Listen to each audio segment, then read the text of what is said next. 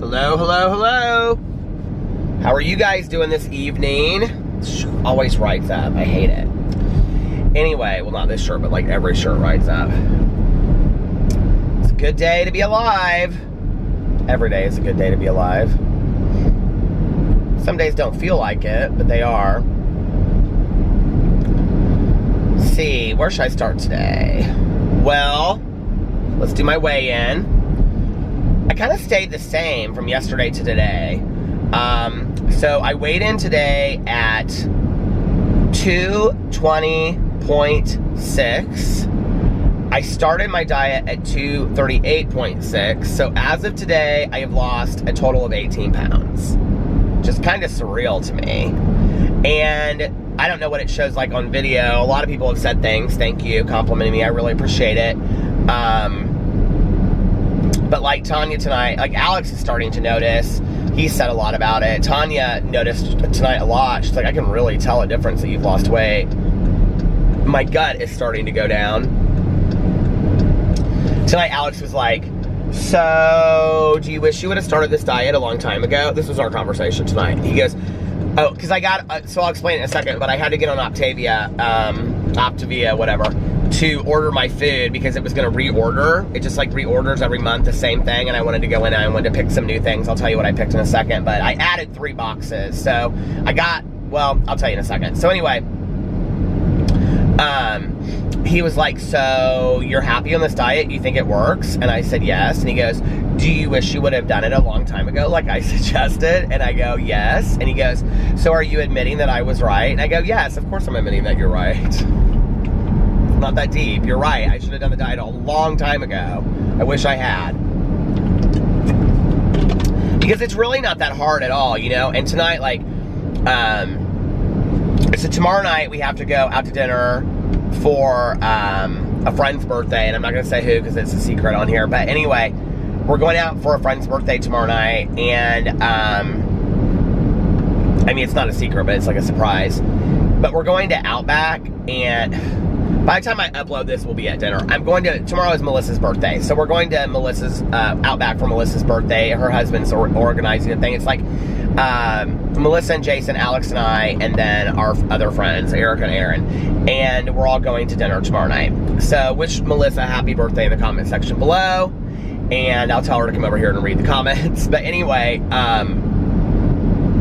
so tonight I was like, I don't really know what I'm going to eat at Outback tomorrow. And so Alex pulled up the website for me, and they go in there and they tell you like all that you can have, which at Outback, it's like really hard for me because they don't have any vegetarian options that I'm aware of. And on there they have like, I mean, they literally have like complete lean and green meals that you can order. Like, so you can literally order just right off the menu and it'll tell you like what you can order. And, or if you want to like piece it together, it tells you what you can order as well. So now, I can't have the options because A, I'm a vegetarian, and B, I'm a vegetarian. I guess there's only one up thing. But anyway, so I think I'm gonna have some kind of salad tomorrow, and then just eat like one of my patties before I go, like one of my what do you call it? Shoot, I can't think. One of my like, you know, Morningstar patties or Boca Burger patties, and then I'll just have a salad at the restaurant so I can kind of eat. I don't mind. I can go there and sit and not eat, you know, like that's not a big deal to me. I just want to be there for her, so we'll have fun. But I got on tonight because my Optavia thing like renews in like a couple days, and so I was like, it's weird that I'm like almost done for the month. I still have a lot of the stuff in there. I guess like I can't really see because I have boxes, so I don't really know how much is left in each box. But now I kind of know like what I like and what I don't like, and I know that like I didn't reorder the chili because weirdly enough I like the penne pasta better now, which isn't that crazy. That I started out not liking it and now I really like it. I also am not big on the shakes. Like, they're good. The shakes, well, some of the shakes are good. I didn't love the chocolate cherry shake at all. I hated that. But like the yogurt smoothies, those are really good. And the strawberry shake is really good. But I just find that I don't go to the shakes. I go to like either the meals or the snacks and stuff like that. The bars, I go to the bars. Like the bars are so easy for me because I'm on the run all the time. So I can just grab like 3 bars and have them in my bag. So I ordered a lot of extra bars. I ordered s'mores bars. I ordered cranberry bliss bars. I ordered cookie dough bars, a cookie something bar. I ordered like 3 or 4 different kinds of new bars, and then I got the lemon zesters, which I like, zesters or zesties, crunches, and then I got 2 boxes of the peanut butter because those are my favorite. I got a caramel one, which I call caramel, but caramel. And then, so yeah, I did not get the mashed potatoes again because I still have some left. I got the crunchers again, and then but then I got barbecue crunchers as well. Jalapeno poppers, I think I got. They're like these little, like cruncher popper things. They look like you know, like the orange balls. I don't know what those are called, but anyway, like Cheeto Puffs, is that what they're called? They look kind of like that, but they're little. I got those. What else did I get? I got the mac and cheese, and then they have like a select menu that you can go in, and it's like the fancier kind, but they still like fall into the group, but they're just not part of the essential pack, so you have to pay extra if you're gonna buy those. So I got 3 extra things. I got Chipotle mac and cheese with Parmesan topping. That I'm real excited about. And then I got this basil pasta, and it looks like macaroni and cheese, but it's like basil pasta cream mix in it. And then I got, oh my God, I'm so excited about this one. I got, because the food is really pretty good, you guys. It really is. Like, Tanya was asking me about it tonight. I think she's kind of thinking about doing it because she sees that it's really working for me. I got sweet potatoes with some kind of like cinnamon. I mean, they have like some, you know, like really grand title to it, with cinnamon and some kind of brown sugar topping on it. I'm like, God, I'm so excited. Oh, and instead of the decadent brownies, because I didn't love those, I got chocolate chip cookie brownie. Instead, it looks like a chocolate chip cookie, but it's like a brownie. And then I got something else, instead of the cheddar biscuits, I got blueberry muffin biscuit. It's just a blueberry muffin is what I got instead, because I love blueberry muffins. So I'm real excited about that. Yeah, it's really easy to do. Like, I think the structure works so well for me. You know, especially with like my schedule, because then I just like look, oh, like 2 o'clock, 4:30, you know, 7 I have to eat. You know, I like just kind of look at my schedule and I know that, oh, it's time to eat, and I go in there and I make something, and it's kind of fun. It's kind of like a little break from my day that I know I'm gonna eat it. It's like, it just really is. You know, the beginning was hard, but it hasn't been hard since then. So I'm happy, I'm proud of myself. 18 pounds, you know, and what's weird about it is that, you know, having started my diet originally a couple months ago, when I was like at 245, 246, something like that, I can't remember what I was at. But, so I've lost 25 pounds since then. So I'm 25 pounds thinner. I was looking at pictures on my Instagram today from when I was in LA. I can't tell a huge difference, but I can tell that I'm thinner than I was when I was there. My clothes are starting to fit a little bit better, a little bit better too. So 18 pounds in my first month. You know, if I lost, and the month's not over yet, I have another week.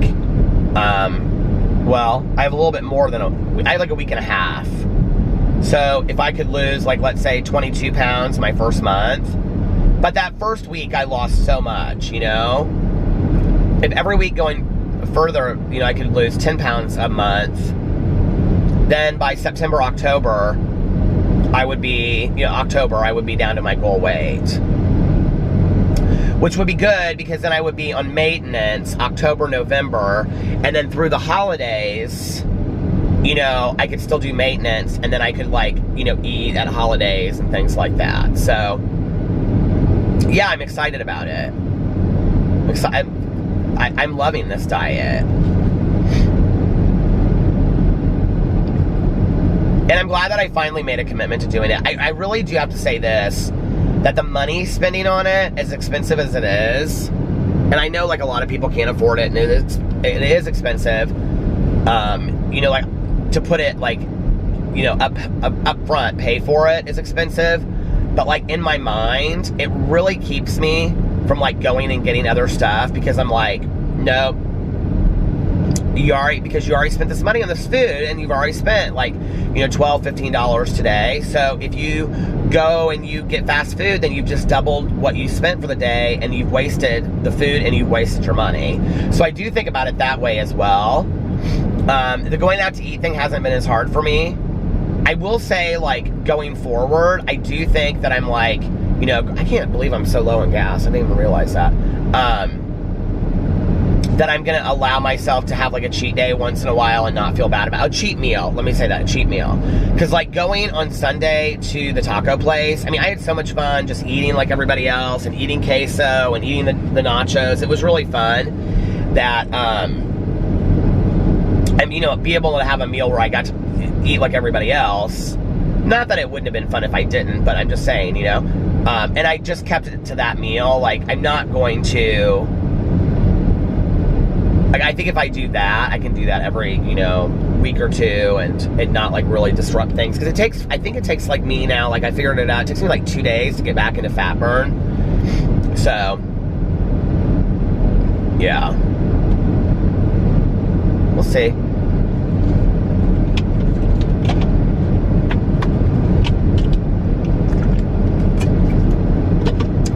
I just remembered I have training tomorrow at 12:30. I totally forgot about that. Well, that'll be good. I always feel good when I go, so.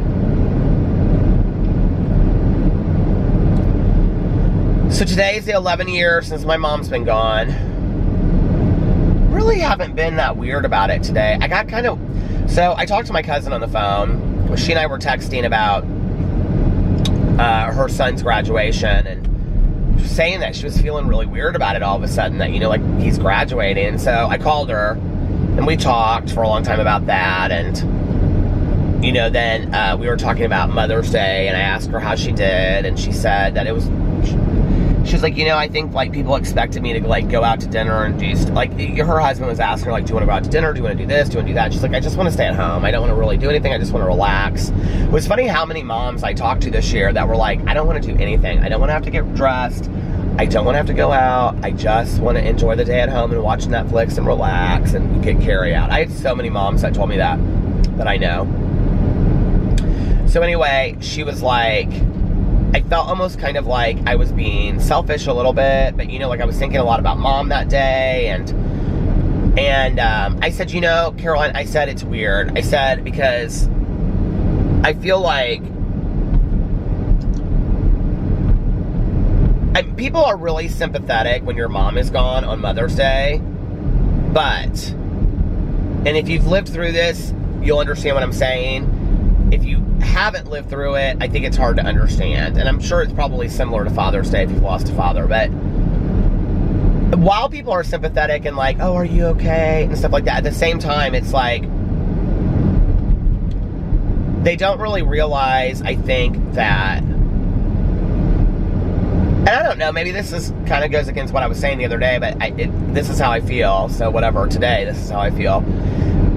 I think people don't realize that just because your mom is gone doesn't mean that you don't have feelings that day, you know, like, that it's still Mother's Day to you. Your mom's gone, but it's still Mother's Day to you, you know what I mean? And maybe I deserve to have a day where I just think about my mom, you know? Like, maybe I don't want to suit up and show up and be this great, you know, hey, how are you, and whatever, because... It's also a reminder that I don't have a mom that's alive anymore. You know what I mean? Like, people are always really nice, and they're like, you do still have a mom, and she's watching you, and I'm like, yeah, I get that, all that, and I believe that, you know, I do. But I can't pick up the phone and call her in heaven. You know what I mean? Like, I can't have a visit with her. I can't go out to dinner with her or buy her some flowers. You know what I mean? Like, I can't. So... it is a day that I feel like I'm allowed to reflect back on what happened. I was saying that to Caroline. She's like, well, I never really thought of it that way. She's like, you know, it's our day too. And I go, it is your day too. You know, other than the fact that she's a mom, but, you know, on thinking about that stuff. And then she said that she was telling me that the more time that goes on, she said, like, last year Mother's Day wasn't as hard for her as it was this year.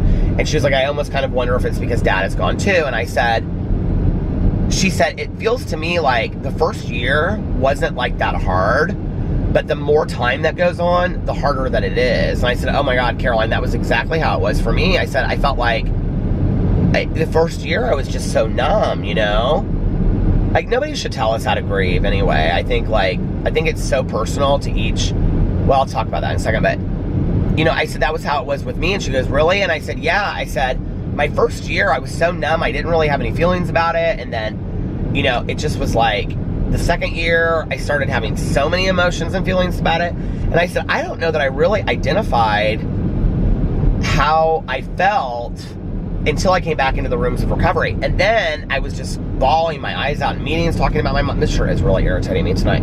Bawling my eyes out, you know, and stuff. And, you know, it just was hard. It just was hard. And I think it's harder, you know, the longer that you have sometimes, because it seems more real, I think. Like, at first it doesn't seem real. I can't remember what she said, but I was telling her, I said, you know, like, the hardest thing for me is, like, the phone calls, like, not picking up the, oh, I know what she said now, but anyway, so I was saying, like, it's really hard because you can't pick up the phone call and call them and be like, you know, like, hey, like, did you see this, you know, at the Met Gala, or some movie that, you know, you watch and you see it and you're like, oh, what did you think about that? Like, that's so hard. It really, really is, you know? Those are the things that are hard. And she was telling me this story about something that she had of her dad's in the garage, and they were getting rid of. They were going to take it to the Goodwill. And it wasn't even something that he used very often. And then, like loading it into the truck, like, really upset her. And she was like, I didn't even realize, like, and they go, yeah, but it wasn't about that thing. It was about the memory of you guys getting that and, you know, all of that. And she's like, yeah, I guess.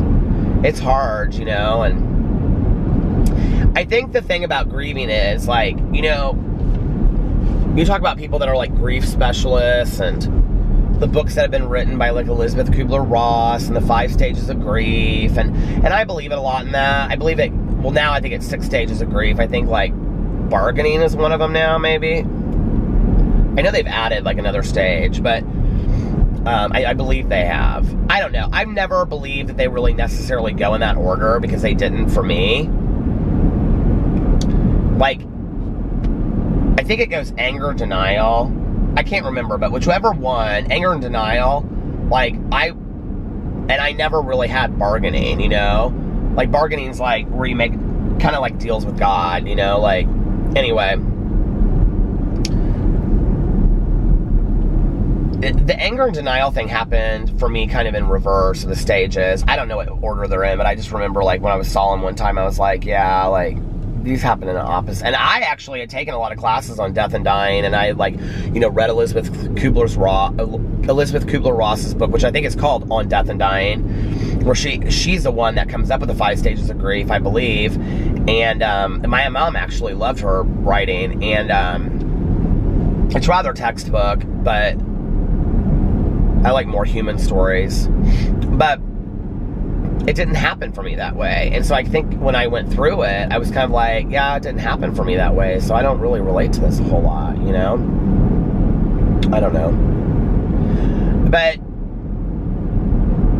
what was I going to say? Oh, about the grieving thing. You know, like, it's so specific to each person. And if you, I never thought about this until, you know, like a year or two ago. And I actually think I was in a vlog talking about it, and it kind of just, like, came to me. But, like, when you think about grief, right? Okay, so I think a major factor that plays into it is how old you are, okay? Number one. Number two, who the person is in relation to you. So is the person your mother? Is it your father? Is it your best friend? Is it your sister? Is it somebody that you worked with? You know, is it your child? You know, is it a neighbor, a student? I mean, who is this person to you? Because how that is so completely different. Losing a mother compared to losing a child, there's no comparison to that, right? Okay, that's number one. Number two, what was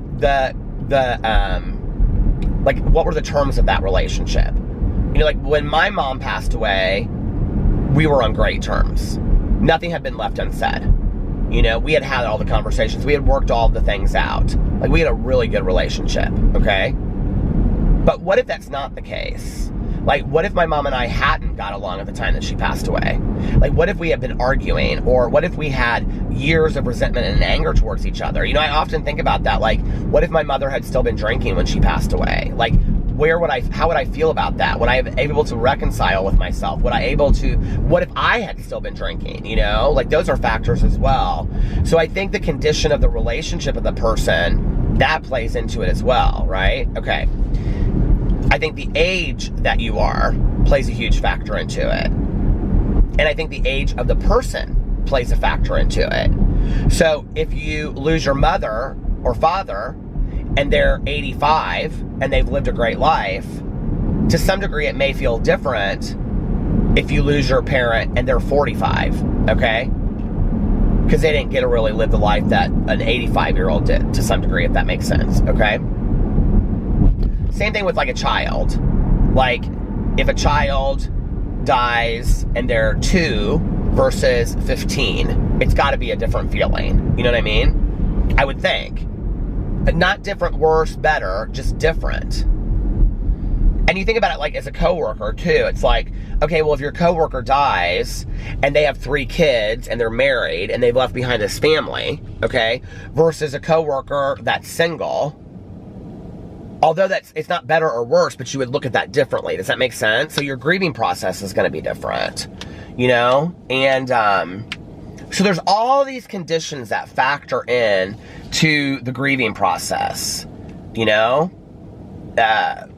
If they were sick, like, this is another thing. I mean, this is a huge thing right here that I've noticed. Like, one of my very, very good friends, you know, her mother took her life. Well, she got to have no closure whatsoever. I mean, none. She got no closure whatsoever. And to this day, her mother died a year and a half before mine. So it's been almost, 12 and a half years for her. So I can still see how it affects her today and her brother. Whereas I had a lot of closure. I had tons. I got to sit in the hospital room with my mother, and be right next to her at the very end. Right next to her, Like, that's closure. Like, I think to some degree that's how we all wish, I think it also plays in the factor of that person's been sick for a long time, It's like, to some degree, no matter how sick no matter how long they've been sick or whatever, it's like you don't want that person to go through pain anymore. That last Christmas with my aunt about killed me when she was on the oxygen tank. I mean, she literally could not walk 2 feet. I mean, we had to carry a chair. She'd walk 2 feet and she'd be, on this oxygen tank, and then we move the chair, and then she'd sit down for 5 minutes, and then she'd get up and we'd move her 2 feet more, and I was like, do you want me to carry you, Aunt Kathy? And she was like, no, I can do it. And she's like, because she had lung disease and she just couldn't do it. She could not do it, physically. And so, as sad as it is that she's gone, she didn't want to be in pain anymore. Nobody else wanted her in pain anymore. So there's all of these conditions, right, that factor in. And when you take those conditions, these 10 conditions or 6 conditions or however many I just listed, and you think about, like, everything from the age of you, let's just take that one, okay, from being 1 year old to 90 or 100 years old, okay? So that's 100 different combinations. It stopped again. I didn't even realize it. So you can't compare it to anybody else's, right? You'll see glimpses of what your grief and your pain feels like in other people. I have watched so many movies before where I'm like, oh my God, this is exactly how I feel, right? Like, somebody grieving. And it doesn't even have to be specific to me. It doesn't have to be a son who loses a mother. It could be a completely different combination. And I'm like, the emotion that they are talking about or the emotion that they are presenting in the film is exactly how I felt, right? Or, like I've heard a lot of people in meetings share stories. I'm like, oh my God, that's like exactly how I feel. Like, I remember, talking to Caroline the day that her mom died. And because it really isn't something that you can explain to somebody else before you go through. It really isn't. Like, I mean, I don't even know how to explain it to somebody. Like, oh, it's really hard. And, this person that, literally this person that's been there with you your entire life is like, they're no longer there.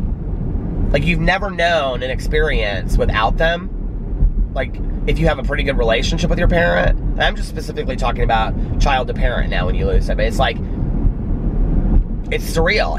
It's scary. It feels like all of a sudden you're on your own, you know? And with having my dad, I think I feel less of that. But like Caroline doesn't have any parents, you know?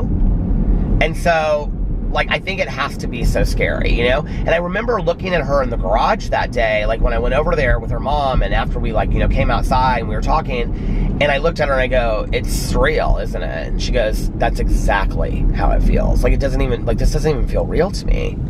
Now, I've had other people that have died in my life. I've had many. I mean, I can't count how many funerals I've gone to, right? And often it does feel surreal. It's like I literally was talking to them 2 days ago and now they're gone. I mean, my one good friend that took his life, like I literally saw him the night before. Like literally was standing in a bar talking to him. That was after I got sober. He was a mess. Still makes me so sad to this day. But, you know, like, I was literally talking to him the night before. So for him to be gone and I can't pick up the phone and call him, I can't talk to him, that's surreal, you know? The story that I told on here about Todd, like finding out that Todd had been gone. I mean, I hadn't talked to Todd in so many years. That didn't feel so surreal to me. It felt weird. It felt like I had no closure with that situation as a friend, you know, as somebody that had been a love interest of mine in the past, but it didn't feel surreal. Losing my mother felt surreal. It felt like otherworldly. Like all of a sudden I was transported into this world that I couldn't explain. Because this person that had been with me, that the person that knew, who was with me long before I was even born, this person that knew my entire life, my history, was gone. It was like a part of me had died as well. Like when you hear people say that, that's literally how it felt, you know? You know, I have so many friends of mine who've lost kids, and when I talk to them, they're like, yeah, I feel like a part of me died. Like, literally, a part of me died. And you think that, you know, as a parent, it's like you've been there with your child that whole time, that whole life. You know, you've been by their side. You know, you carried them, or, you know, were their father or whatever, you know. It's like you've been through that whole situation, and it's like they're gone. Like, I can't even imagine. I literally cannot even imagine. I think the worst thing ever has to be losing a child. My water's gone. It's so tragic and it's so sad.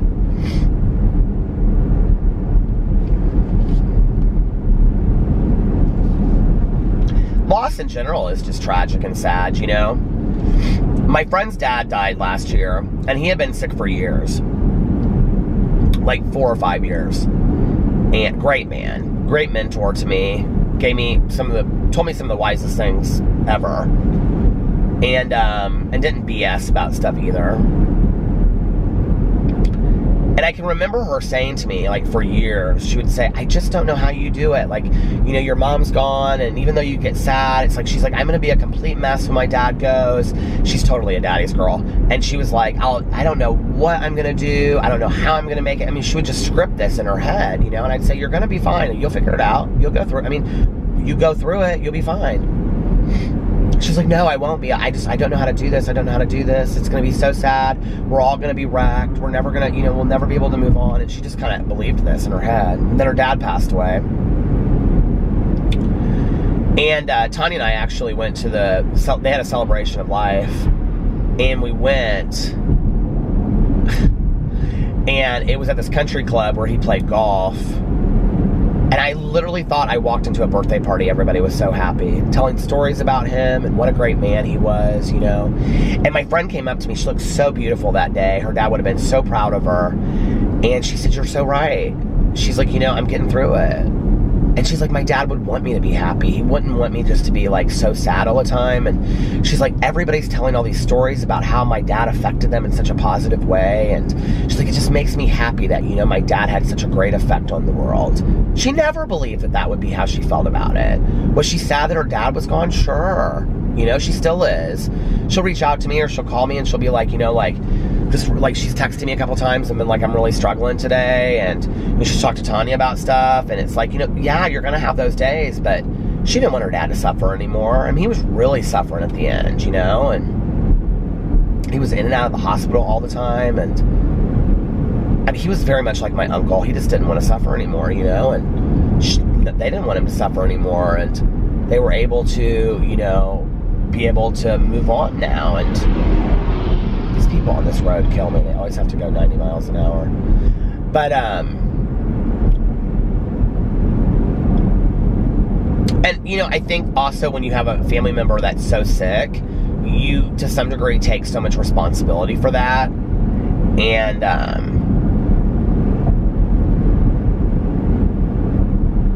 like, I know she felt that way, too, you know? Like, was she doing everything that she could do, you know? And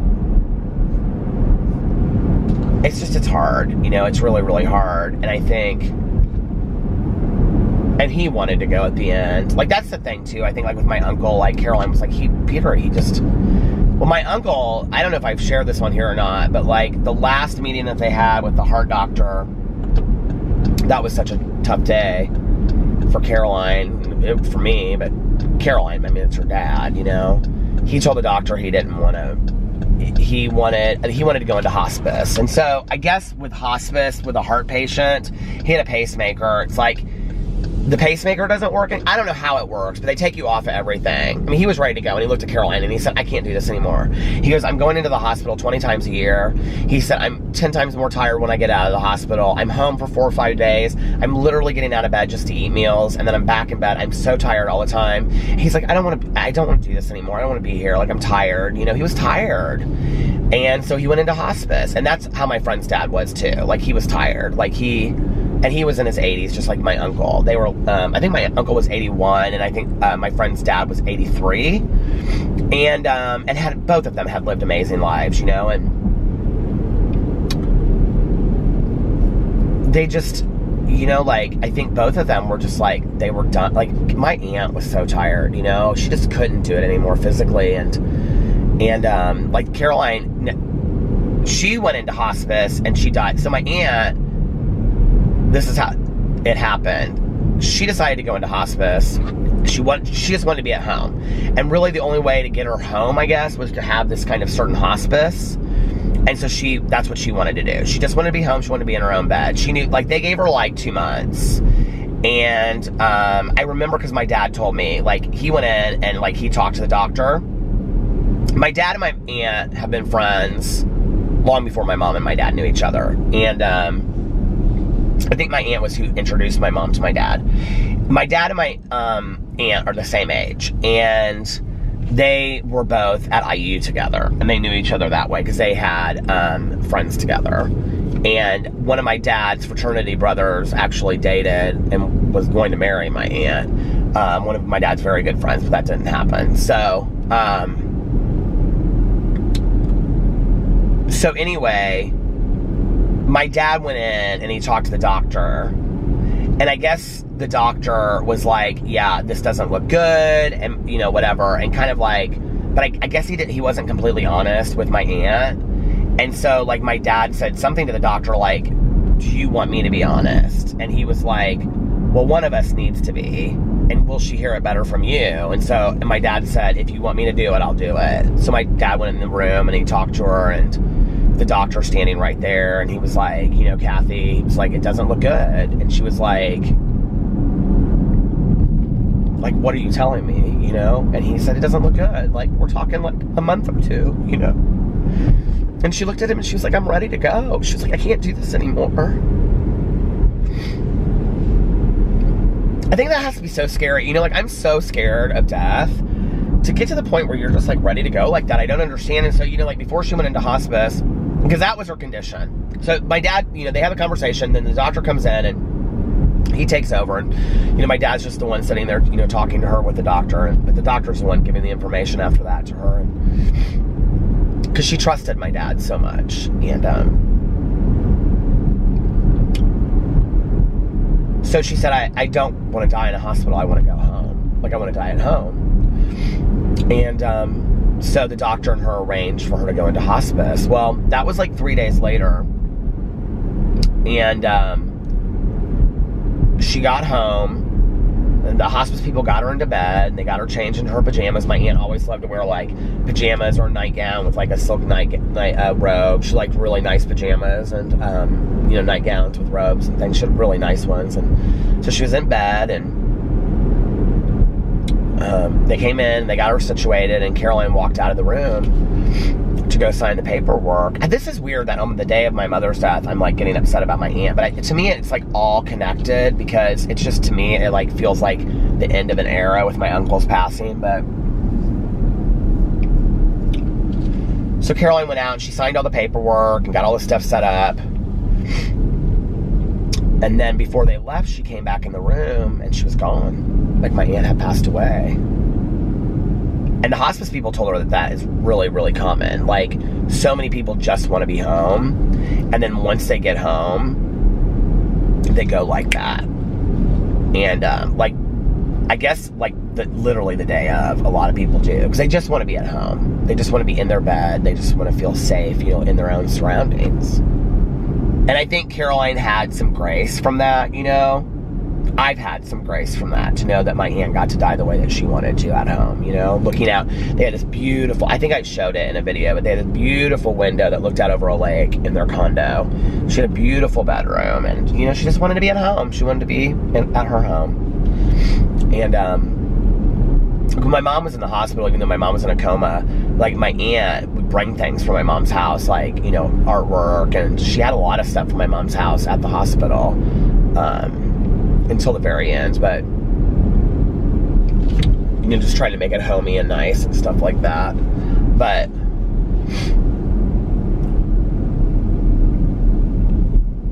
it's weird, you know. It scares me with my dad, like, and I don't talk to him about this. I mean, he would talk to me about it at all. My dad, I know. My dad hasn't been afraid to die ever. Like, never. Just never. I remember going, like, we went to London one time, and there was a bomb threat on a plane coming back to the United States, and there was only 3 planes coming back, and somebody had made, like, a bomb threat. And, like, everybody, they were giving us the option to fly or not to fly. And my dad was like, I have to be back. He was like, I have things I have to be back for. And my stepmom was, like, going crazy. And he was like, the guy at the counter was like, we were like, I think we were, like, in business class or something. And the guy was like, well, we'll move you to first class because there's nobody on the plane. And we'll, you know, move you to the very front or whatever. And my dad said, okay. And the guy was like, are you sure? He goes, yeah, we're not afraid to die.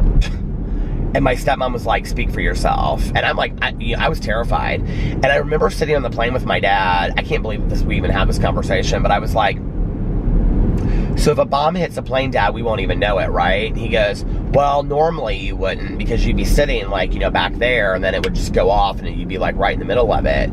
He goes, but the way that a lot of these planes, and I'm like, I think back about this, about how my dad is just so honest about stuff to a point of, like, maybe he shouldn't be. I think I was 16 or 17 at the time. And I said, yeah, it was at Christmas time.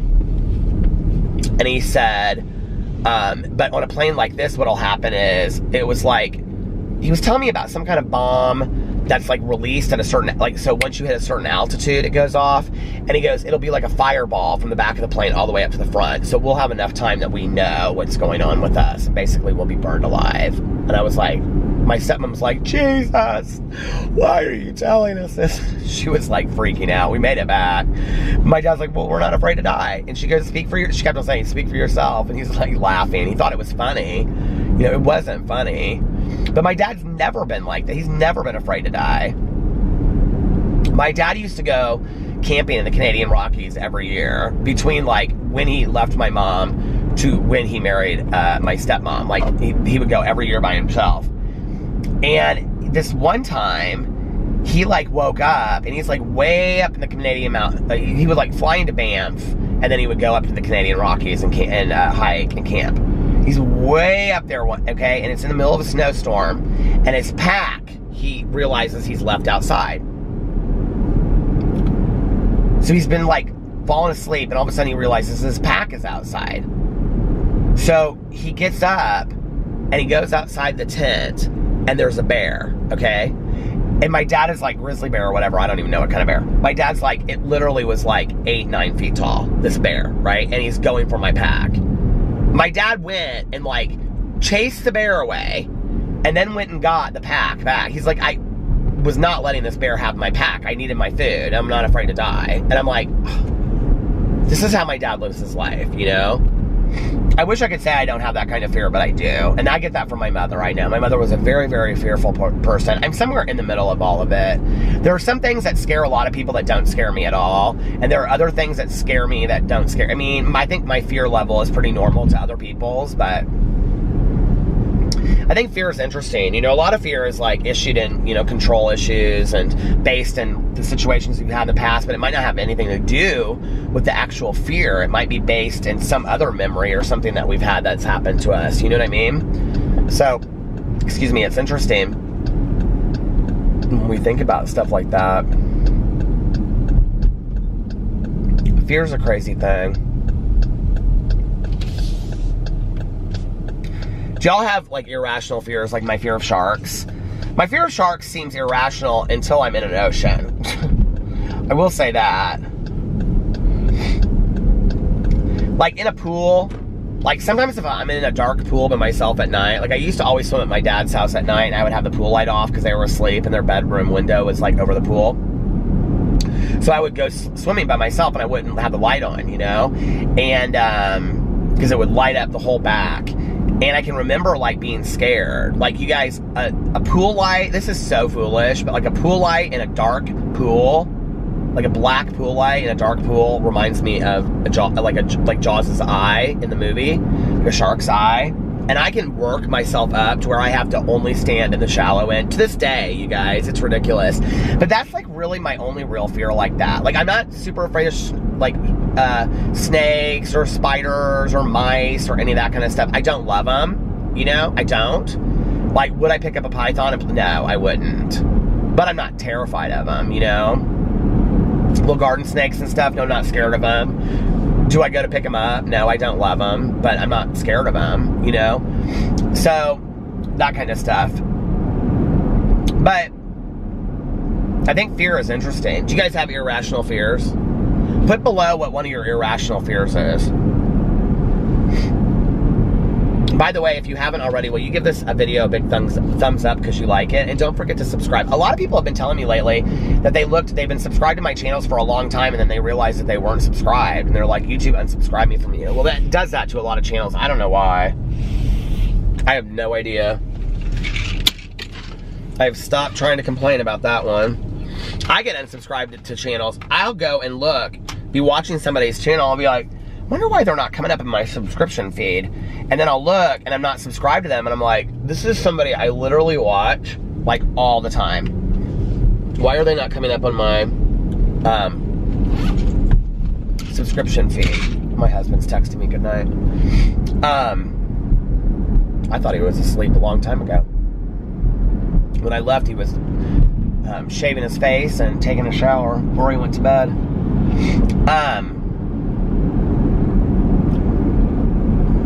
I think fears are interesting to talk about, you know?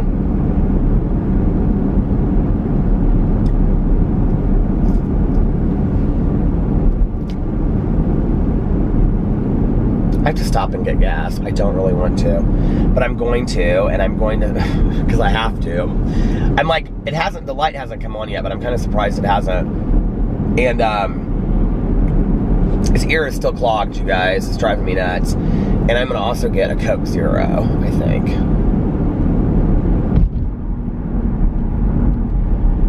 I also don't know what I'm going to eat at this barbecue on Saturday that I'm going to with my husband, but she's a pretty healthy cooker, so I'm not too worried about that. Barbecues and stuff like that are kind of easy for me because, you know, like people sit around, like, well, have I been to one yet since I did this diet? No, I haven't. But, you know, like people sit around and, you know, talk and they eat on their laps and stuff like that. I don't think it's going to be that formal. So it's like, I can just kind of sit there and I don't have to eat, you know what I mean? Or I can eat a little bit of salad. One of the things that Alex was telling me is that he was like, you can eat when you go to these things, but just eat really small portions, you know, and that can be your lean and green for the night. But you can have a little bit of this, a little bit of that, but you have to be careful of things like pasta salads, potato salads, things that have like a lot of mayonnaise in them, things that have a lot of like rich dressings, things like that. Do you know one of the things that's interesting, I was thinking about this, was other than the night that I went to Rev,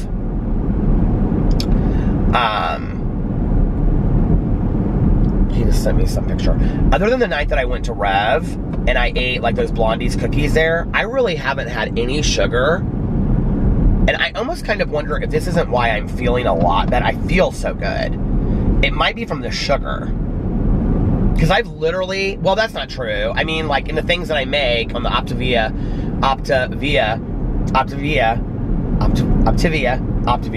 whatever, on the diet, like the brownie and stuff like that I eat, like it, I'm sure it has sugar in it. Yeah, I mean, I've read some of the nutrition labels, so I know it does. But not like I've had like a Reese's cup or any of that kind of stuff. You know what I mean? Like I really cut out all sugar. And there's been like a day or two that I've put like, you know, gotten the equal in my coffee, but I haven't mostly. I do want to say this about Starbucks. This is, actually today I said I got nothing in it, and the girl that works at my Starbucks, I've known her, she's real sweet, she always waits on me, or she always is my drive-thru person, and she said, you know, we have like stevia that's not, is it stevia? Is that what it's called? Anyway, something like that. She's like, it's not really like sugar, it's better for you. I was like, no, I'm good, I don't need anything in it. And I explained to her what I was doing, but anyway, what am I out of time? So at Starbucks, because I'm such a believer in, that's why I feel bad for even buying a water bottle tonight when I went and got a fountain Coke with Tanya, because I try to like just fill my water bottle up. But instead of, if you have the app on Starbucks and you put money on there, like on your card, instead of just getting your points for a free drink, you can save your points now, and you can buy, let's see what he said to me. You can, like, if you save your points, you need 400 points, and then you can buy, like, products in the store. And I'm going to do that and start buying, like, Starbucks cups that I can, like, take in my car, because I have that one. Oh, he's so sweet.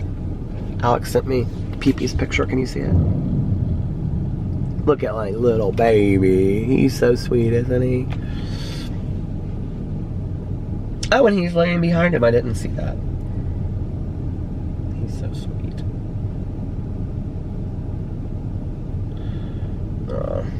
Anyway, oh, it's gonna stop, so I'm gonna get gas and then I'll be back here. Bye. The gas station is pumping tonight, and I don't mean just the gas either. Hold on, this is gonna go on. It always does. A second, my music comes on. It's always the same song too. Here it comes on right now. Turn it down.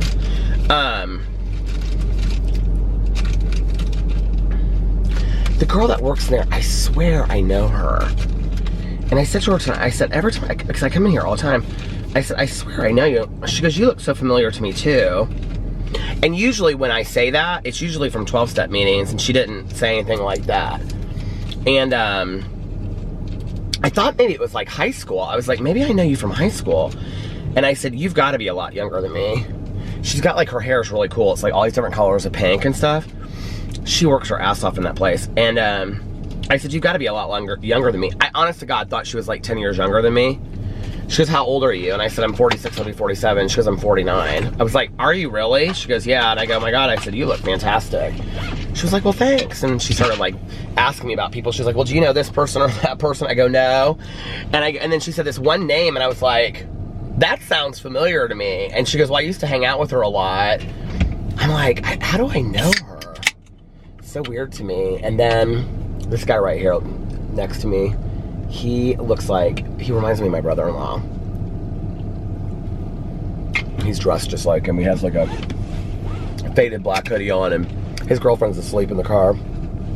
He's got on like black, like skinny jeans, like rolled up. He's got like, you know, like a shoelace is like a belt. And then he has like Vans on. He was standing right behind me. I looked down at his Vans. I was like, oh, I like those Vans. I want some new Vans. But anyway, so then it was like this girl, and she was in front. She was holding up the line. She was counting. Well, first of all, she was buying a blunt. That's all she was buying was a blunt. And then she was buying a blunt. She didn't have her driver's license. She had this ID or something. I don't know. It was like a photograph of it or something. And the woman was like trying to like see her birth date on there, and she couldn't see it. And finally she saw it. She was real, and the girl was kind of getting a little irritated with her. Which, I mean, it wasn't like a legit ID. It was like a piece of paper with her picture or something on it, you know? So then she's getting this like fountain pop and a blunt and getting ready for the night, I guess, in pajamas. Pajama pants, slippers, and a huge hoodie up at the gas station. Cracks me up. So she didn't have enough money for it, and she's like, well, I gotta go to the car, I don't have enough money. And the woman's like, okay. And she's like, well, I don't have enough money. Like, the woman's gonna give it to her for free, and she goes, okay. She goes, I'll cancel the transaction, you can go get more money. So the girl goes out, when I was leaving, she was coming back in with all this change in her hand. Crazy. Now there's a cop sitting in there eating something. I don't know where you guys live, but the cops in the north side of Indianapolis, which is kind of a nice area, it's a wealthier area where I drive up around here, they literally drive these SUVs that I mean, if it wasn't, you know, like a cop SUV, obviously, but if it was just an SUV, like, I would drive. Like, it is so nice. I would love to drive one of them. They're beautiful. And then you see them everywhere.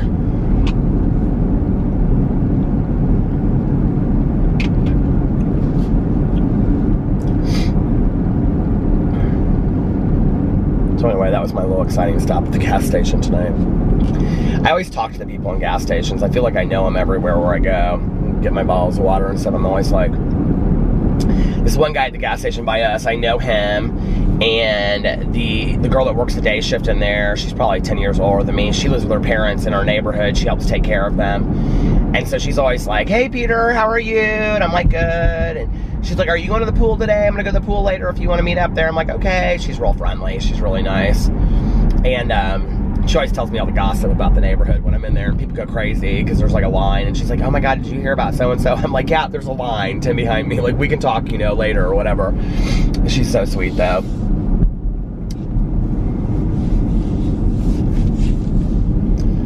I don't know, like, when I started not having social anxiety as bad, but, like, YouTube has been the thing. I was talking about this with my counselor. Like, YouTube has been the thing, which we have got to get a referral for him. We have another appointment. It's not this Saturday. It must be next Saturday. I think it's next Saturday. Yeah, it'll be next Saturday. We have an appointment with him. And we're supposed to, like, have picked our next counselor by that time. He's gonna give us some names. And we need to get on that. But, which I'm kind of, like, sad about, having to find another counselor, but anyway.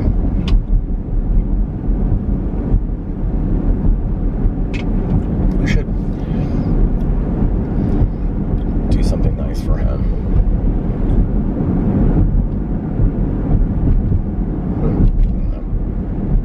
Anyway,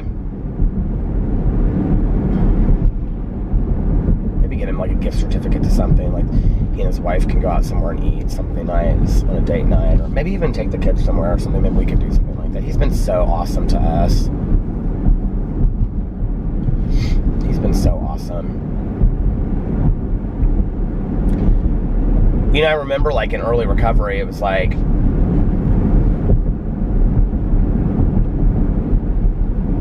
so my second sponsor died. Well, my second sponsor went back out, and I had to get a new sponsor. That was my third sponsor.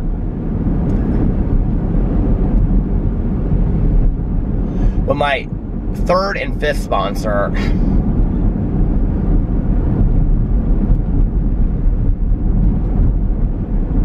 okay, my first sponsor I had for a very short period of time, and really I didn't really use him a whole lot. My second sponsor died of a heroin overdose. My third sponsor, okay, so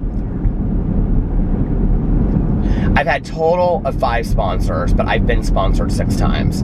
So my third sponsor and my fifth sponsor are the same person. So my third sponsor sponsored me. And when, like, at the end of him sponsoring me, because he got really, really busy with some stuff that he was doing with, like, work and stuff, you know, he was like, I just think it would be better for you to find somebody else, which is where I found my fourth sponsor. And I remember him saying to me, I was, like, real upset about it, and I was like, he was like, Peter, I would continue to work with you, but I don't feel like I can give you what you need at this time and things like that. And I had a lot of stuff going on in my life, and I was calling him a lot, and he just was like, I want you to have, and he's such an amazing guy.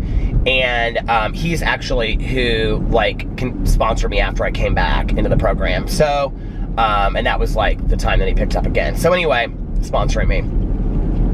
But, and we stayed in contact like the 4 years that I didn't go to meetings and stuff like that. He would call me and contact me and stuff like that. But, cause his life kind of like settled, he retired and his life kind of settled down a little bit. But I remember I said to him something like, I don't think I can do this without you. Like, I really felt like he changed my life. He changed my perspective.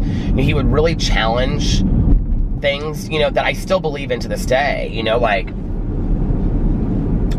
just issues that I would have, you know, or like something would happen and it would kind of affect me indirectly. And I didn't get my gas tank filled. This is how my mind works. I didn't get my gas tank filled because the thing to like, you know how like when you, like you can like, you know, fill it and then walk away.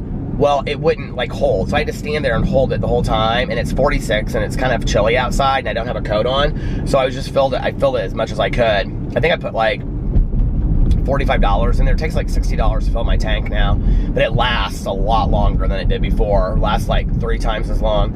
But I couldn't believe it. I thought I was only going to fill it up like half the way or whatever. Well, I guess this makes sense. It's over 3/4 of a tank now. But anyway,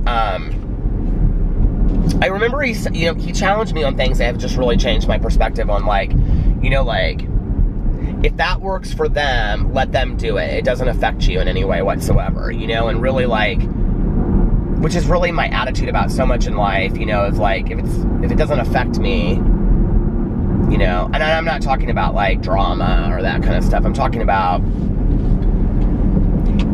strong opinions about things that aren't hurting other people, you know.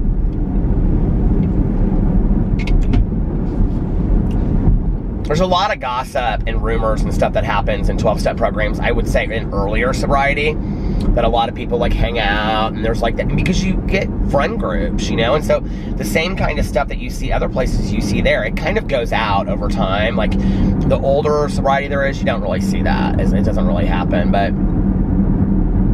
so anyway, he just was so fantastic to me, you know, and I remember he said to me, we were talking, sitting there talking, I can see it like in my head, and I said,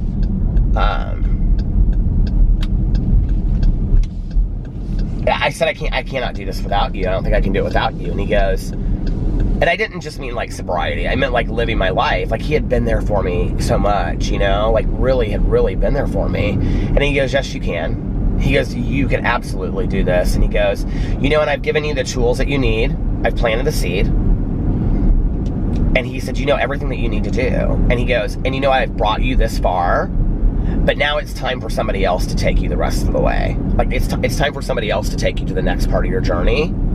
And he's like, and you know, the next person that you get as a sponsor, because he wasn't going to stop sponsoring me until I found somebody else as a sponsor. And the next person I got as a sponsor was actually a friend of his. So like, that's how the whole thing worked out. I asked him if he would sponsor me, and then he said yes. And then I told my sponsor, and he goes, okay, now he's your new sponsor from here going out. And I said, okay. So I didn't never lapse having a sponsor. And, but he said, you know, like, he's going to carry you to the next, I mean, maybe you're supposed to hear something from him or learn something from him that I haven't given you, you know? And I think it's interesting when you think about that, you know, in life, like,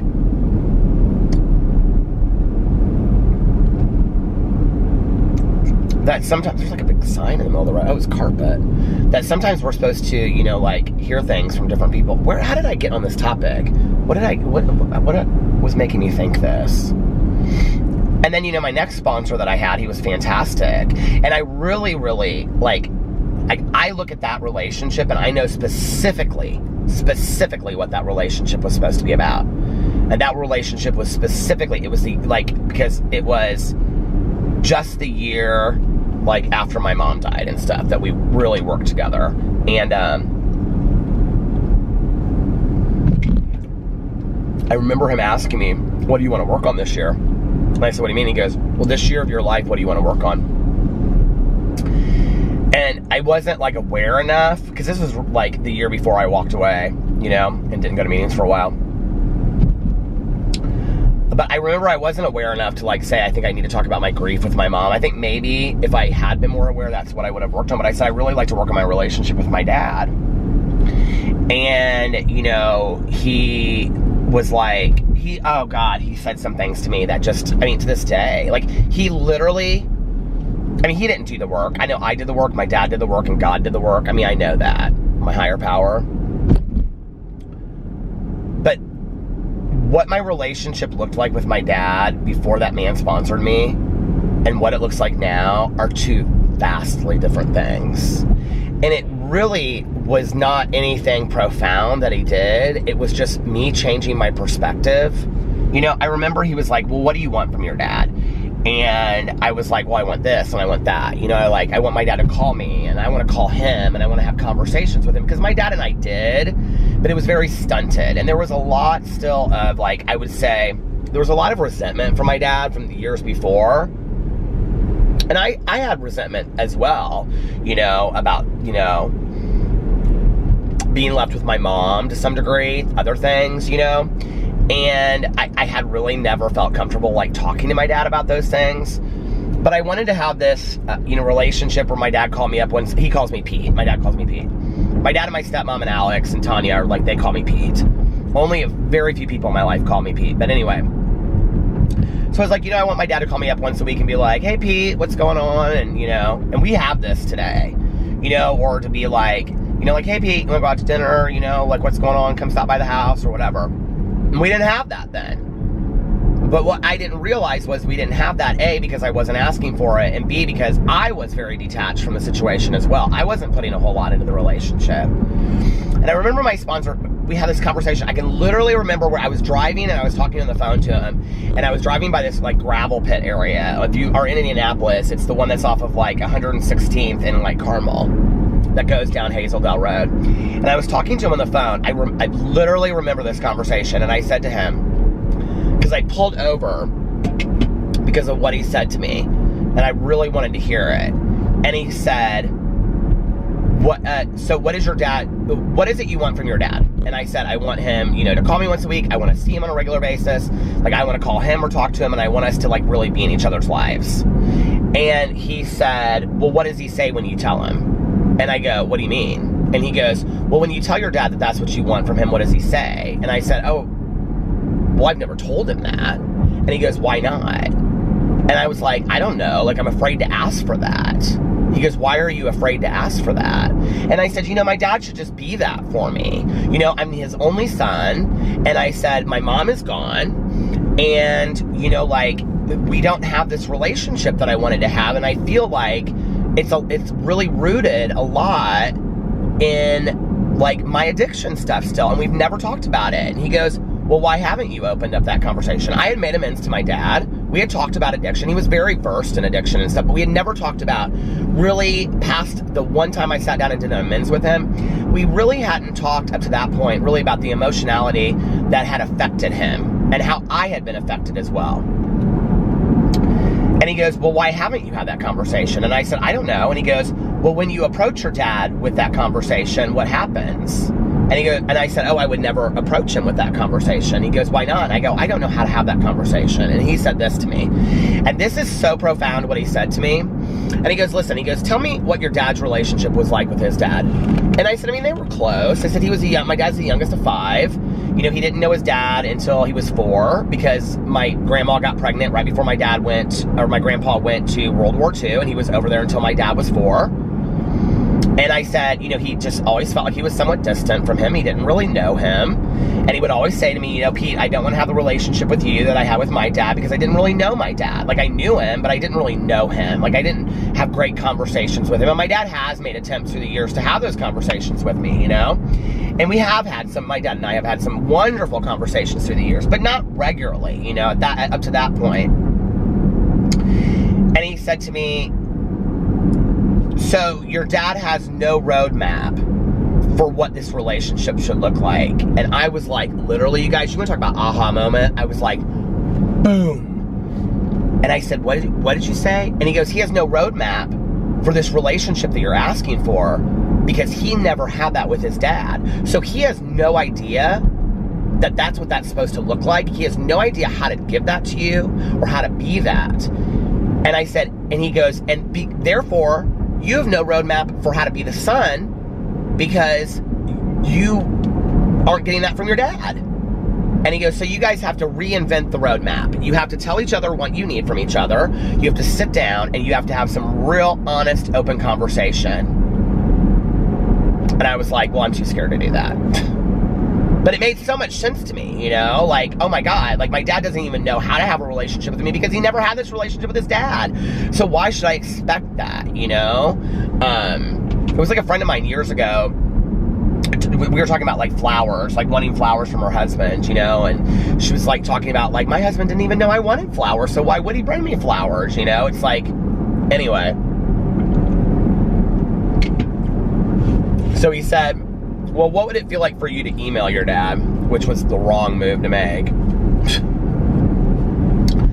So I put this whole email down, which my dad is not somebody that likes to text. He doesn't like emails. He thinks a lot is lost in translation, which I would agree with. And so I emailed this whole thing to my dad, basically telling him how I felt. And he read it, and he was like, he responded to it, and he was like, I didn't know you felt this way. You know, I'm sorry that I haven't lived up to your expectations, but I would really like the opportunity to sit down and talk to you about what it is you're wanting. And this was, you know, 2008, 2009 was when Alex and I started dating. And I really also think them being involved in the beginning of my relationship with Alex, because they were very involved with my first boyfriend, really not involved with my boyfriend at all, the second boyfriend, because that was a lot of him. Like, he didn't want to go over there and do stuff. And then they're extremely involved with Alex, more so than any of my other people I've ever dated. And they love him. My dad and Alex text all the time. So my dad and I sat down and we had a conversation about what I wanted. We had a conversation about what he wanted. And we owned a lot of shit. And we talked a lot of shit out. And he owned the fact that he didn't have a roadmap for what that relationship should look like. And that he had done his best. And he had, you know. And the thing is that my dad was fantastic with me when I was a kid. In high school, he was a disciplinarian. When I was, you know, in my early 20s, before I got sober, I don't think he really knew how to have that relationship with me. And then as I got sober and I became an adult, he was like, I've done my job. I raised my kid. He's good, you know? And so he didn't really know what to do after that, because he had never had that roadmap, because his relationship with his dad was so completely different, you know? My grandpa was a homicide detective in Fort Wayne, Indiana. And my dad was, you know, a surgeon that went to medical school. I mean, my grandpa didn't even know anybody that had ever gone to college before, you know, never. And, so anyway, yeah. I don't know how I even got onto that whole topic, but that sponsor, I think, the purpose of my relationship with him, I believe this. Y'all know I'm a spiritual person, and I truly do believe in a higher power, and I have a relationship with my higher power.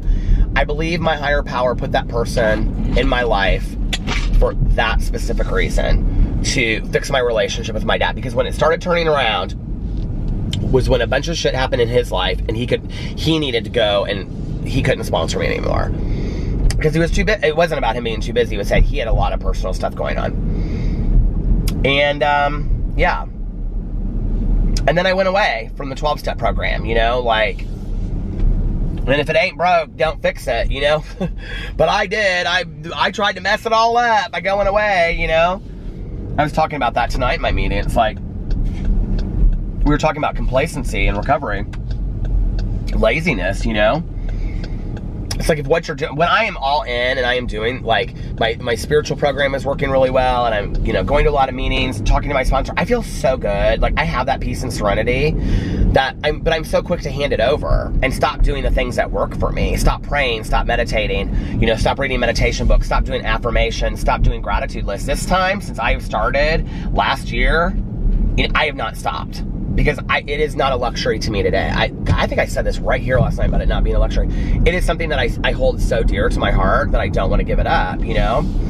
And so I have to keep on doing those things. I don't have the luxury, I guess, to just give it up. Like, it's fundamental to my life today. And,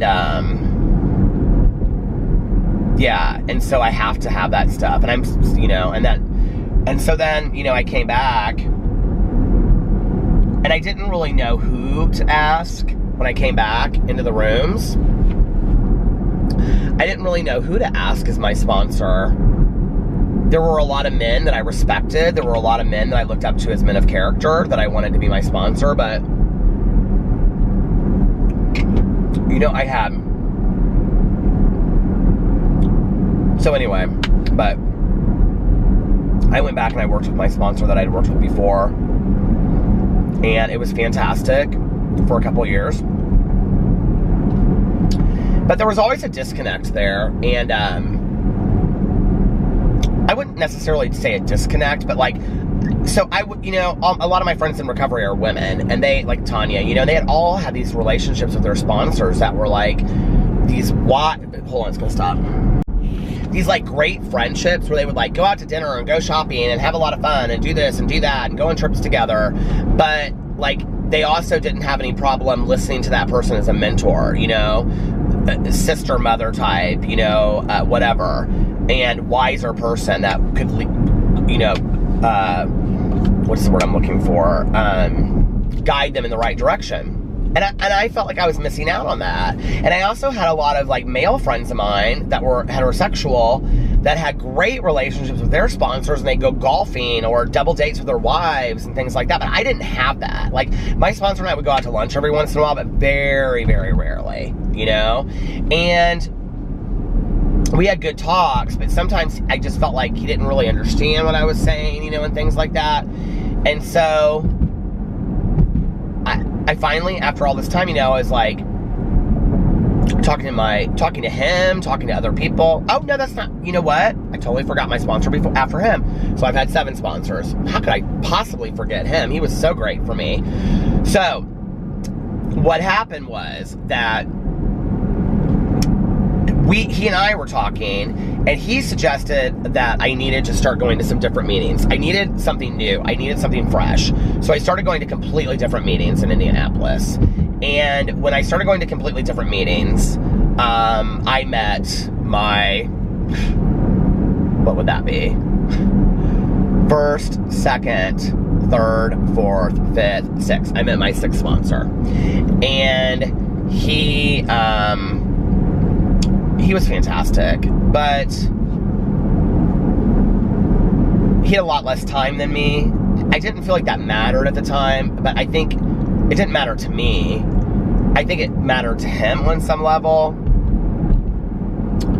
But you know, one of the things that he gave me was, he was so involved that like he really gave me that, well, first of all, he gave me the history, because he knew the history like nobody's business. And then he gave me this, you know, the idea of service, which I already knew, but like, I mean, he really is somebody that practices it in everything he does. Such a great man. And so, I got that from him. And my previous sponsor, I'd actually said to him at the time, I said, I want to get this guy as a sponsor. He knew of him. And I said, because I'm not going to meetings up here on the north side anymore, so I think it would be better if I got him. And he said, okay. And I said, but I'd like to keep you as a spiritual advisor. And he said, I think you just need to have it all be one person. And he said, but Peter, I'm here anytime you need to talk. And I was like, okay.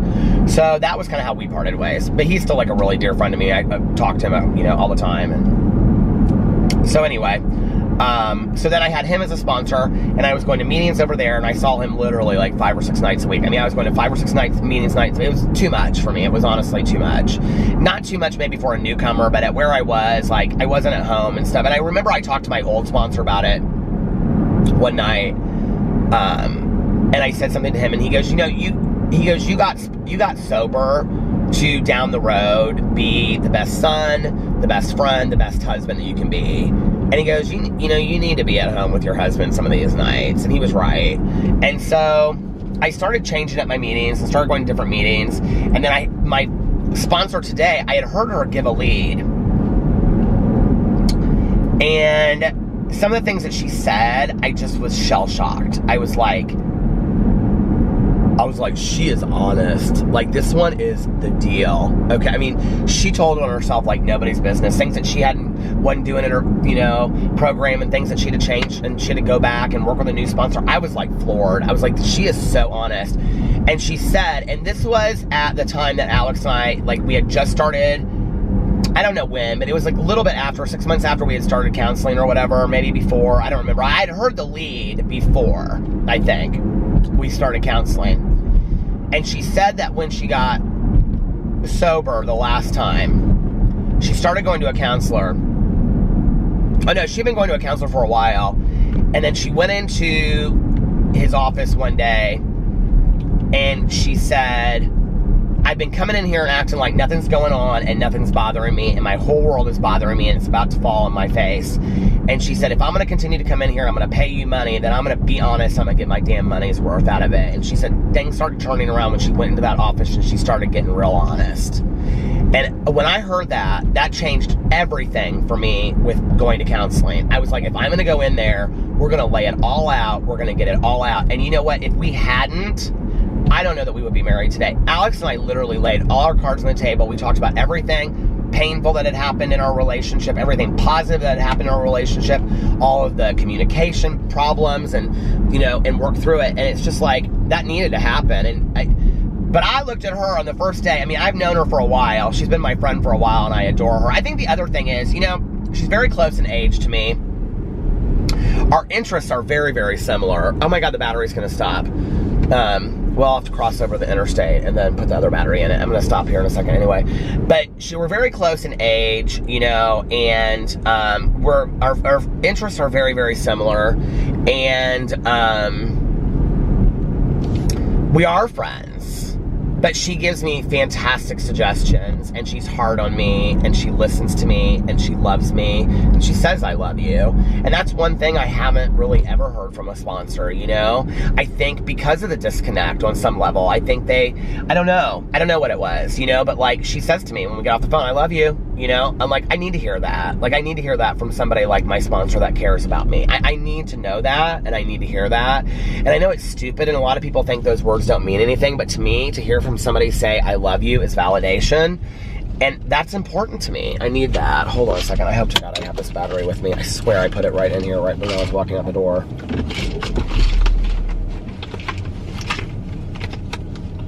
I don't know how I started talking about grief and this went into all of this, but I do have it. It's right here. I'll be right back. Okay. Keep on putting this lip balm on, but I like it. Here, I'll put this one on, this Avon. I like this. But,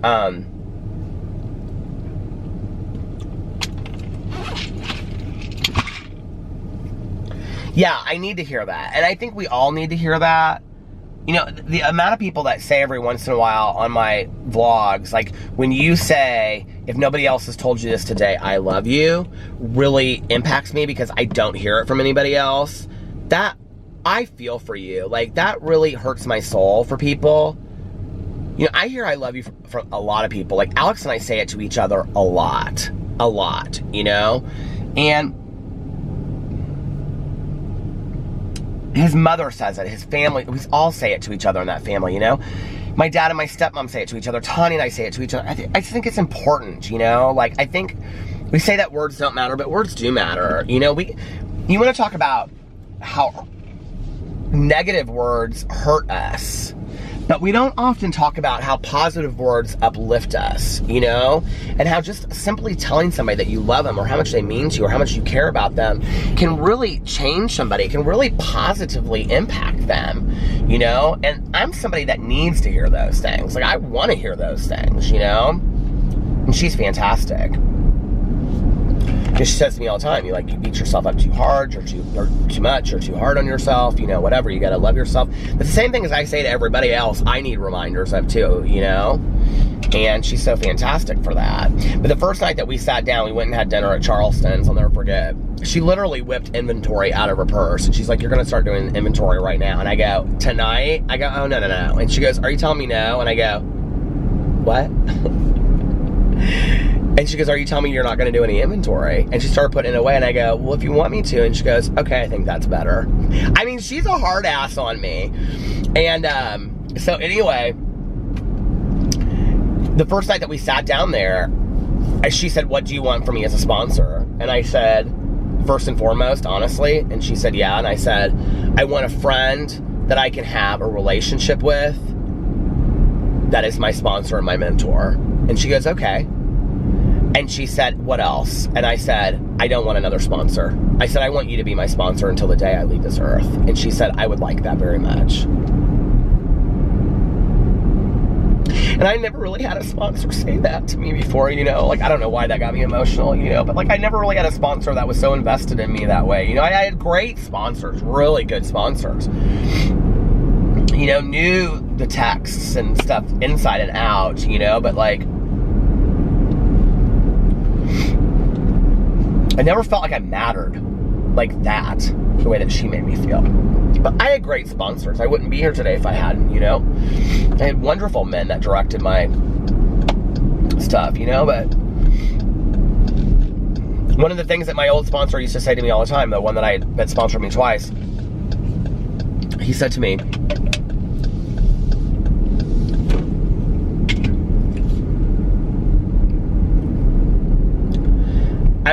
when I started coming back into meetings, I would literally come in the room and I would come in walking with my head down. And he would literally take my head and he would go, when you walk into a room, you hold your head up high because you are a person of character today. You didn't get sober to be looking at the ground when you walk in and be ashamed of who you are. You come in and you hold your head up high because you're a person of character, no matter what anybody says. And I would say, well, this person said that. It doesn't matter what they say. You know your truth, and that's between you and God. You don't have to explain shit to anybody. That is between you and God. And that's one of the things that my new sponsor has said to me a lot too. She's like, God knows the truth, you know the truth. That's all you need to know. I don't need to know. It's not about anybody else. It's about what you know and what your higher power knows. That's all that matters. And you know the truth. You know, so I've worked on that a lot, getting my eyes up off the floor. That's been real hard for me through the years, you know? And I think the key to that was starting to believe that I am lovable and that I'm valuable, because I didn't for many, many years. You know, I love that line in Pretty Woman. I say this a lot on here, but when he says, you're beautiful, and she says the bad stuff is easier to believe. When someone tells you something long enough, you start to believe it. You know, I can sit and tell you that the bullying that occurred from first grade to 12th grade, okay, 12 years of my life, doesn't affect me today because it's been almost 30 years. But the reality is that that was 12 years, okay, of my 46. That's a lot of time. It's a huge impact that it had on me. That stuff still runs through my head. The words, the names, the negativity. I was in a couple of relationships that were not very nice to me. Back long before the 3 boyfriends that I had. They were all total gentlemen, wonderful guys. Well, including Alex. Alex and my 2 previous boyfriends. Good guys, really good guys. But previous to that, I dated some not so very nice people. And some people that put me down to my face and made a mockery of me to their friends. I don't know why I stayed before I was sober, you know. I think I needed that person's validation. I'm thinking specifically about one person, but I think I needed their validation so much. You know, we want to talk about how one statement, like words, like when people say, oh, words don't really hurt you and things like that, it's what you do with them. And Alex even believes that to some degree, you know. I will never forget, I was on an escalator, and I was in front of my boyfriend at the time and his best friend who lived in my apartment complex. We lived in the same apartment complex. And my boyfriend said, look at him, he's so bottom heavy. And I like heard it, and his friend laughed. And I turned around and I go, who are you guys talking about? And my boyfriend said, you. He goes, when did your ass get so big? And I was like, what? And he goes, your ass is fat. And his friend's like laughing, like thinking this is hilarious, right? And I turned around and I was like, oh my God. And I'm like, am I really that heavy? And he said it again, and he goes, God, you're so bottom heavy. And that was the one and only time he ever said anything to me like that, okay? About that. He said a lot of mean things to me. I was probably, you guys, at the time, this was like when I started using cocaine, so I had lost a lot of weight.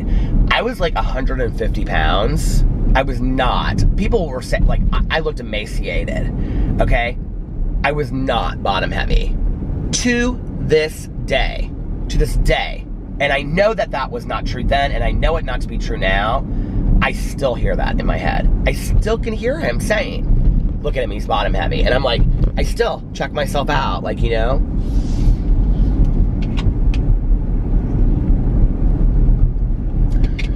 And so what happens is, I think, in life, is that this tape that we record, that we hear over and over and over again, all these horrible things that people say to us, that tape can literally take, okay, there's an example, 2 minutes on an escalator, or, you know, people telling me in high school that I wasn't even worth living. Okay, that comment takes 10 seconds. We add all these comments up together. That tape doesn't take very long at all for us to read, right? Add that tape together. It doesn't take us long to create at all, and it just whines and whines in our head. But the tape that we have to go back in and re-record to unwind all of those thoughts and all of those things that have been said to us and all of the looks, I mean, just even a look can do it, you know? Takes years and years and years and years. It's why today, at 46 years old, I do not have people in my life, okay, on a personal level, that want to say nasty stuff about me, bring drama and toxicity to my life. I can't deal with it. I just can't. So I don't have them in my life, period. I'm not dealing with it.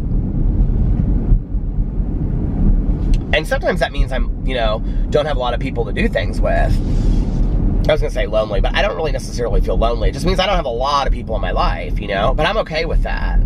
Because I tolerated a lot of people being in my life for a very long time that really were extremely negative, and they were just nasty, nasty, nasty. Everything out of their mouth was nasty. And I look back on that and I think, why did I stay around that for so long? God, it was just messy and negative. I mean, I've had friends of mine for 20 years that have been like that. And I look back on it and I think to myself, and I'm not, hey, listen, I'm not perfect by any means. I've owned my own negativity on here before where I had to really work through that. But I was really never negative to that degree, you know? Like, I mean, I'm sure at times I was. We all have been. But I mean regularly, like daily, you know, where you're just like, I'm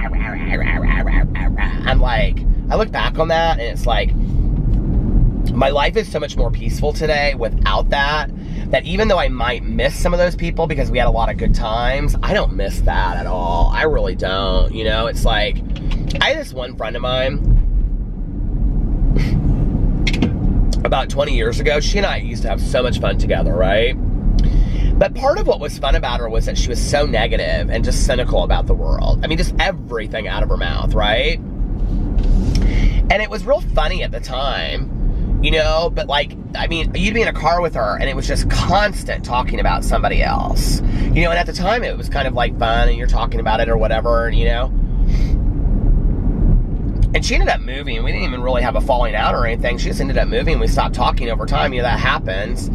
And I realized after that, I was like, it was a couple of years down the road and like somebody brought her up and I was like, oh my God, you know, like I haven't talked to her in a couple, you know, we talked for a while after she moved and then it just kind of faded out. And I thought to myself, you know, like when somebody brought up her name, they're like, hey, what happened to so-and-so? You don't, you know, like we haven't seen her in so long.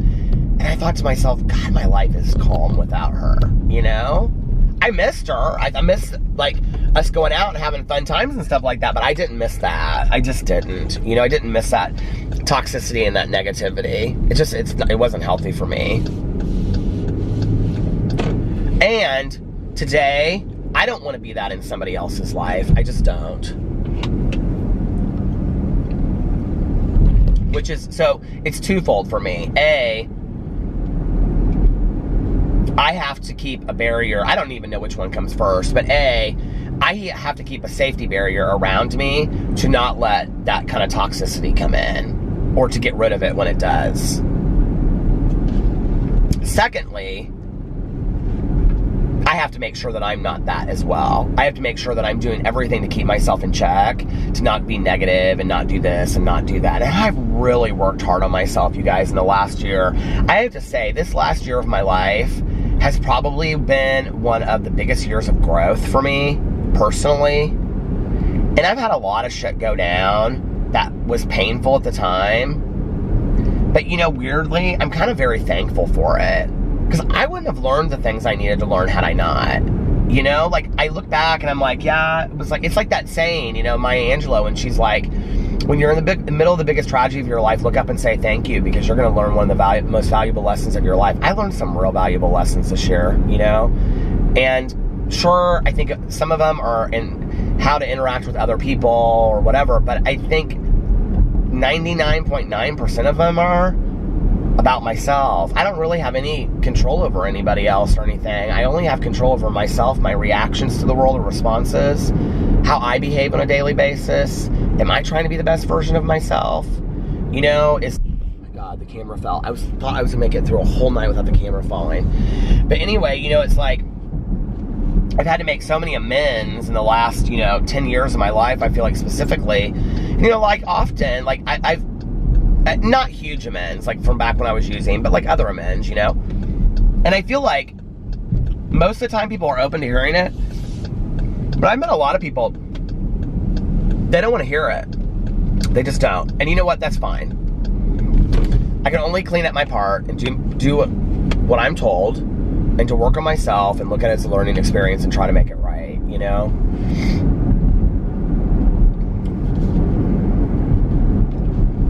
Last year's been good for me. It's been really valuable. It's been really painful at times. It's like a lot of growing pains. I feel like I've grown up a lot in the last year, which is weird to say at 46 years old, but I do, I don't look at things the same that I did before. I don't harbor a lot of anger and resentment the way that I used to.